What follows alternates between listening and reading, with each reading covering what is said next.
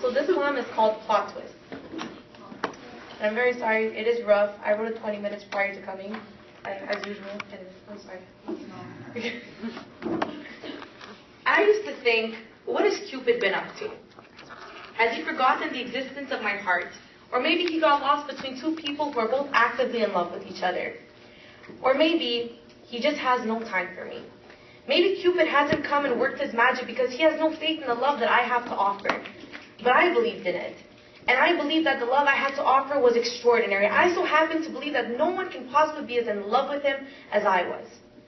But Cupid, he has a way of misconstruing with things. Caught between strings and parallel lines that constantly go forth, just never intertwine, Cupid can't walk two lines at once, nor can he straddle them to make a firm knot. But maybe this is a sign. A sign that in order to be in love, you have to love yourself entirely enough for the both of you. Enough so that all the heartache can finally disappear. Plot twist, this never happened. Perhaps in an alternate perpetual complex of a little passing of a universe, somewhere up on the new horoscope sign galaxy, we never met. And the void is growing smaller. I can feel claustrophobia pressing up against my air passage as the memories, they begin to formulate into stardust. Just wrecked up rocks and specks of powder that never impacted any human contact, life even coexisted within two emotions. Maybe they turned into moles that make up the molecular theory that will never be used in our habitual lifestyles, yet we're still taught 6.02 times 10 to the power of 23, instead of learning how things go from everything to nothing, how we go from being solid fragments of fullness to broken pieces that only one person can repair. Plot twist. Our eyes didn't lock while I was trying to wrap my mind around the idea of gravity, and you didn't stick your tongue down my throat, and you didn't call me baby, even if it was just for one lonely night. And you were ambitious, straddling the line between the future and preparing the now for the future. You were just another pair of green eyes that passed me in the school that had no effect on my mind or body whenever our lines intersected. Rated R was just a rating of a movie. Rated R was just some boy who never became the man I wanted him to. Rated R was so rated R, he scarred me at 16 and made me believe I would have nightmares for the rest of my godforsaken life. Rated R made me believe that love monster came out of me, screeching at any other pair of green eyes that I would lock eyes with. Plot twist, I never fell for you. And plot twist, you lived here.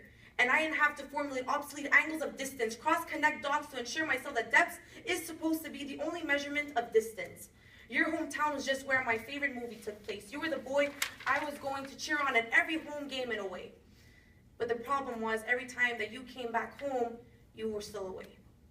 Far enough that I couldn't see what we were anymore. I realized that you were like baby teeth, thinking you were the parts inside of me I thought I desperately needed.